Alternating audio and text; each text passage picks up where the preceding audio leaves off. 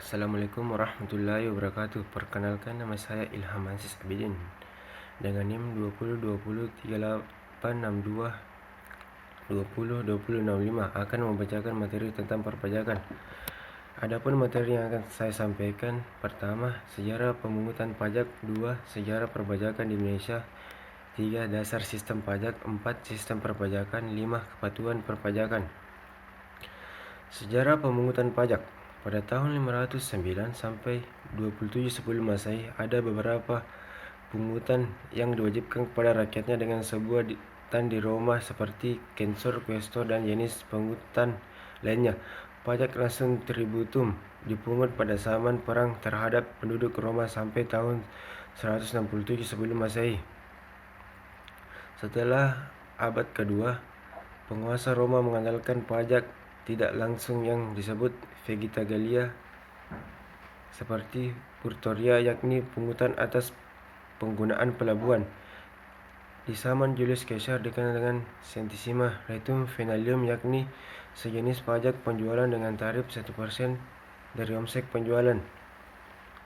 Di Italia dikenal dengan decumai, yaitu pungutan sebesar 10% dari petani atau penguasa tanah. Pada abad ke-14 di Spanyol dikenal dengan istilah alcabalah, salah satu bentuk pajak penjualan.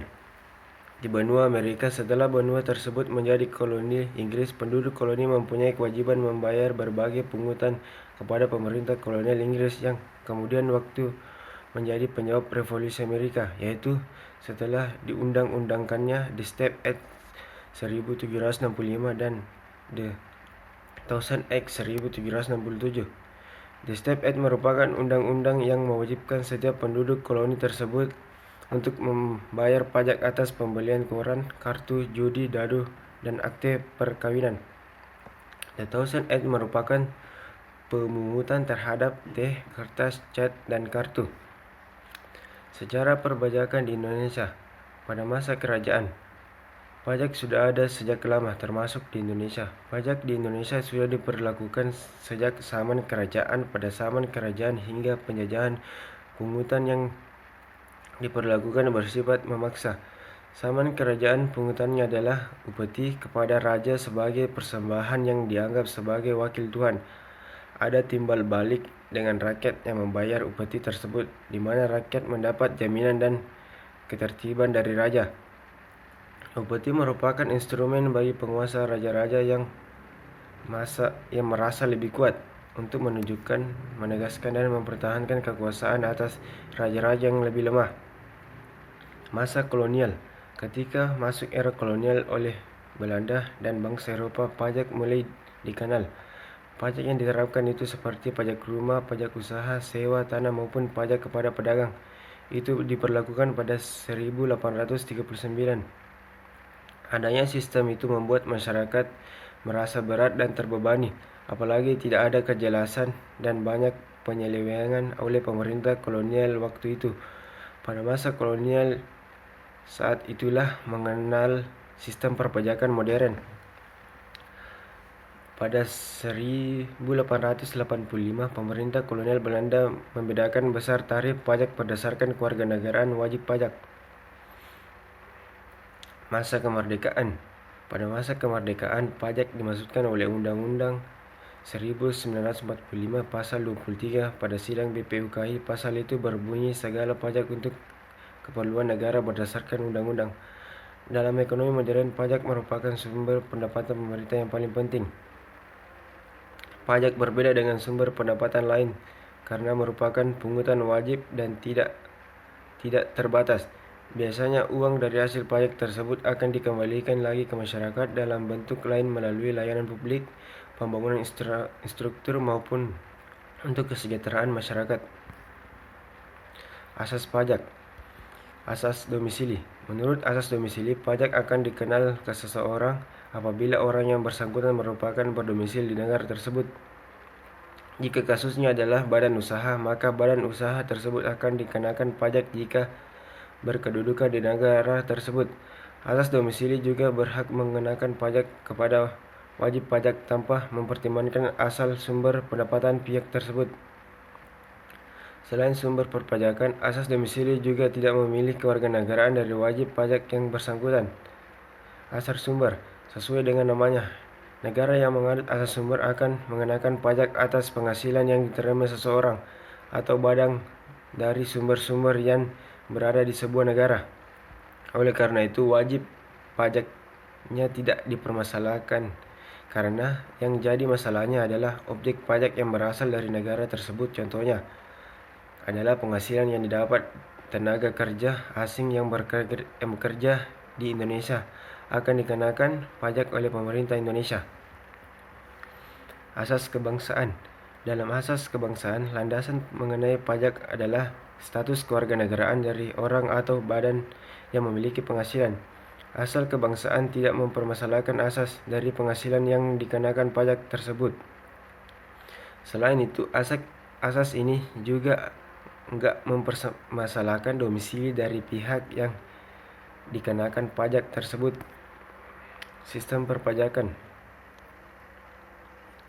Self Assessment System. Self Assessment System adalah sistem pemungutan yang membedakan penentuan besaran pajak yang harus dibayar oleh wajib pajak yang bersangkutan secara mandiri. Berarti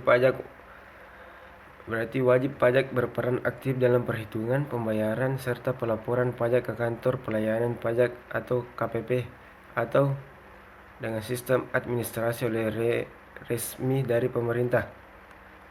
Contoh sistem pemungutan pajak dari Self Assessment System yakni jenis pajak PPN serta PPH. Sistem pemungutan yang telah berlaku sejak masa reformasi yaitu 1983 hingga saat ini yang berlaku untuk jenis pajak pusat. Sementara itu, melalui sistem ini pemerintah berperan sebagai pengawas dari kegiatan perpajakan dari wajib pajak. Official Assessment System. Official Assessment System adalah sistem pemungutan pajak yang membebankan wewenang dalam penentuan besaran pajak, terutama fiskus maupun aparat perpajakan sebagai pemungut pajak.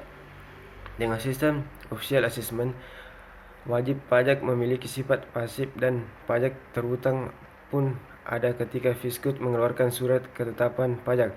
Contoh sistem pemungutan pajak yang satu ini yakni dalam pelunasan pajak bumi pembangunan atau biasa disebut dengan PBB maupun jenis pajak daerah lainnya.